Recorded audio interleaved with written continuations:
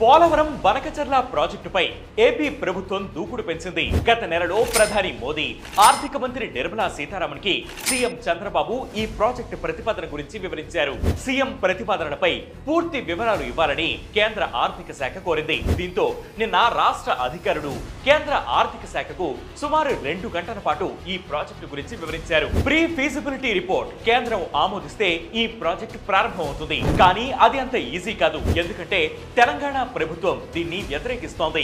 అసలు బనకచర్ల ప్రాజెక్టు ఉద్దేశం ఏంటి? దీనివల్ల ఆంధ్రప్రదేశ్ రాష్ట్రానికి కలిగే ప్రయోజనాలేంటి? తెలంగాణ ఈ ప్రాజెక్టును ఎందుకు వ్యతిరేకిస్తోంది? ఫస్ట్, బనకచర్ల ఎందుకు? ఒక్క మాటలో చెప్పాలంటే రాయలసీమకు నీళ్లు అందించేందుకు.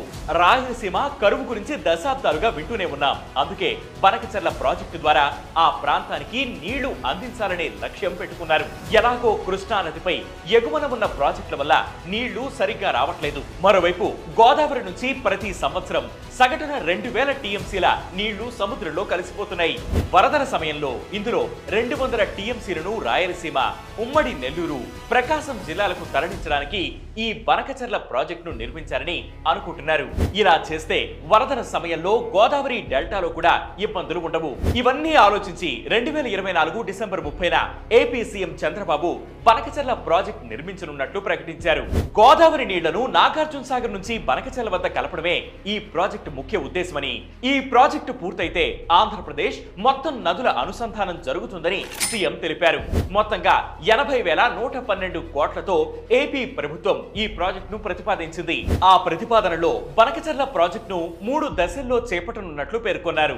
గోదావరిలో వరద వచ్చినప్పుడు రోజుకు 2 టీఎంసీల చొప్పున ఏటా 200 టీఎంసీలను పోలవరం కుడికాలువ ద్వారా కృష్ణా నదిలోకి, అక్కడి నుంచి నాగార్జున సాగర్ కుడికాలువ ద్వారా కొత్తగా నిర్మించే బొల్లాపల్లి రిజర్వాయర్లోకి, అక్కడి నుంచి నల్లమల అభయారణ్యంలో తవ్వే సొరంగ ద్వారా బనకచర్ల క్రాస్ రెగ్యులేటర్ కు తరలించాలనేది ప్లాన్. సో మొదటి దశలో పోలవరం జలాశయం నుంచి 23,000 క్యూసెక్కుల నీళ్లు మళ్లిస్తారు. ఇందుకోసం పోలవరం కుడికాలువ సామర్థ్యం పెంచుతారు. ప్రస్తుతం కుడికాలువ సామర్థ్యం 17,500 క్యూసెక్కులు ఉండగా దాన్ని 38,000 క్యూసెక్కులకు పెంచుతారు. కొత్తగా 25,000 క్యూసెక్కుల సామర్థ్యంతో పోలవరం కుడికాలువకు సమానంగా మరో వరద కాలువ తవ్వుతారు. పోలవరం కుడికాలువ ద్వారా 5,000 క్యూసెక్కులు, వరద కాలువ నుంచి 18,000 క్యూసెక్కులు తరలిస్తారు. ఈ దశలో లిఫ్ట్లు అవసరం లేదు. తాడిపూడి ఎత్తిపోతల కాలువను విస్తరించి వరద కాలువగా మారుస్తారు. మొత్తం 175.40 కిలోమీటర్ల మేర ఉండే కాలువల ప్రకారం బ్యారేజీ వద్ద కలుస్తాయి. ఈ తొలి దశ పనులకు 13,800 కోట్ల వరకు ఖర్చు అవుతుందని అంచనా. రెండవ దశలో ప్రకాశం బ్యారేజీ వద్ద వైకుంఠపురం నుంచి నీటిని ఎత్తిపోస్తారు. 6 దశల్లో నీటిని ఎత్తిపోయాల్సి ఉంటుంది. మొత్తం 84.17 కిలోమీటర్ల కాలువ ప్రవహిస్తుంది. 11.575 కిలోమీటర్ల పైప్ లైన్ ఉంటుంది. బొల్లాపల్లి వద్ద రిజర్వాయర్ నిర్మించి అక్కడ 173 టీఎంసీల నీటిని నిల్వ చేస్తారు. డెడ్ స్టోరేజీ 21 టీఎంసీలుగా ఉంటుంది. ఈ భాగంలో 18 ఆవాసాలు ముంపులో చిక్కుకుంటాయి. 4,800 కుటుంబాలను తరలించాల్సి ఉంటుంది. రెండో దశ పనులకు 35,750 కోట్ల వరకు ఖర్చు అవుతుందని అంచనా. 13,700 ఎకరాల అటవీ, 29,500 ఎకరాల ఇతర భూమి సేకరించాల్సి ఉంటుంది. మూడో దశలో బొల్లాపల్లి రిజర్వాయర్ నుంచి నల్లమల అభయారణ్యం మీదుగా బనకచర్ల రెగ్యులేటర్ కు నీటిని తరలిస్తారు. రోజుకు 1.5 టీఎంసీలు బనకచర్ల రెగ్యులేటర్ కు, మరో 0.5 టీఎంసీలు నల్లమల సాగర్ జలాశయానికి తరలిస్తారు. 3 చోట్ల లిఫ్ట్లతో నీటిని ఎత్తిపోయాలి. 113.33 కిలోమీటర్ల కాలువతో పాటు నల్లమల అడవిలో 26.10 కిలోమీటర్ల పొడవున సొరంగాలు తవ్వాల్సి ఉంది. ప్రధాన టన్నెల్ ప్రారంభం, చివరి ప్రాంతాలు అటవీ ప్రాంతంలోకి రావు. పులుల అభయారణ్యానికి బయటే ఉంటాయి. ఈ మూడో దశ పనులకు 32,350 కోట్ల ఖర్చు అవుతుందని అంచనా. అంటే మొత్తంగా ఈ ప్రాజెక్టు 80,112 కోట్లు అవుతుందని ప్రాథమికంగా అంచనా వేశారు. అలాగే ఈ ప్రాజెక్టు కోసం 54,000 ఎకరాల భూమిని సేకరించాలి.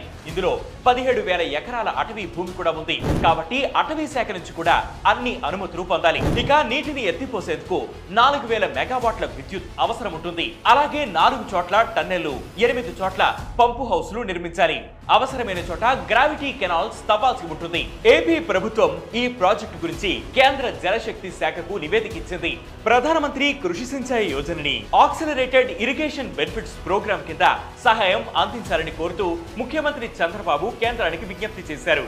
ఇంట్రా స్టేట్ లింక్ ప్రాజెక్టు కింద నిధులివ్వాలని కోరారు. దీనిపై కేంద్ర ఆర్థిక మంత్రి నిర్మలా సీతారామన్తో కూడా సీఎం చర్చించారు. అయితే ఈ ప్రాజెక్టులపై వివరాలు ఇవ్వాలని గోదావరి, కృష్ణా నది యాజమాన్య బోర్డులను కేంద్ర జలశక్తి శాఖ కోరింది. ఈ మేరకు కేంద్ర జలవనరుల సంఘం లేఖ రాసింది.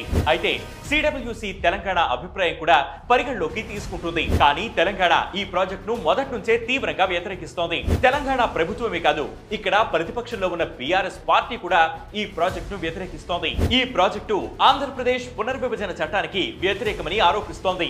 గోదావరి బనకచెర్ల అనుసంధాన ప్రాజెక్టులో భాగంగా నాగార్జున సాగర్ ను వినియోగించడాన్ని తెలంగాణ తప్పుపడుతోంది.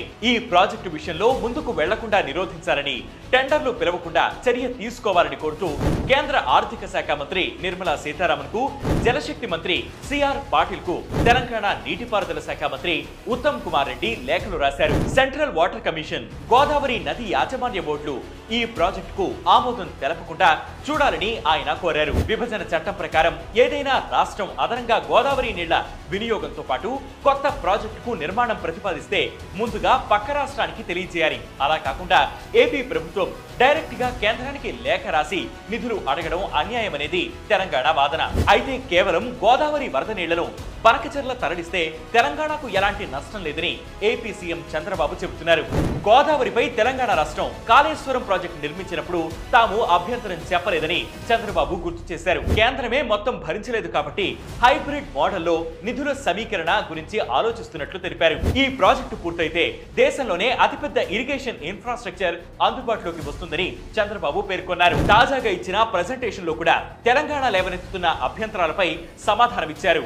సో ఇటు తెలంగాణ అభిప్రాయాలను, ఏపీ ప్రభుత్వం సమర్పించిన నివేదికలోని అన్ని అంశాలను పరిగణలోకి తీసుకుని పరిశీలించిన తర్వాతే కేంద్ర జలసంఘంలోని డైరెక్టర్ల సమావేశం ప్రీ ఫీజిబిలిటీ రిపోర్ట్ ను ఆమోదించనుంది. ఆ తర్వాత పూర్తి స్థాయి ప్రాజెక్టు నివేదిక సమర్పించాల్సి ఉంటుంది. అప్పుడు బనకచెర్ల ప్రాజెక్ట్ నిర్మాణం స్టార్ట్ అవుతుంది. మరి తెలంగాణ నుంచి తీవ్ర వ్యతిరేకత వస్తున్న నేపథ్యంలో బనకచెర్లకు లైన్ క్లియర్ అవుతుందా లేదా అనేది ఆసక్తికరంగా మారింది. ఇది వాటి బిగ్ స్టోరీ. దీనిపై మీ అభిప్రాయాన్ని కామెంట్ సెక్షన్ లో మెన్షన్ చేయండి.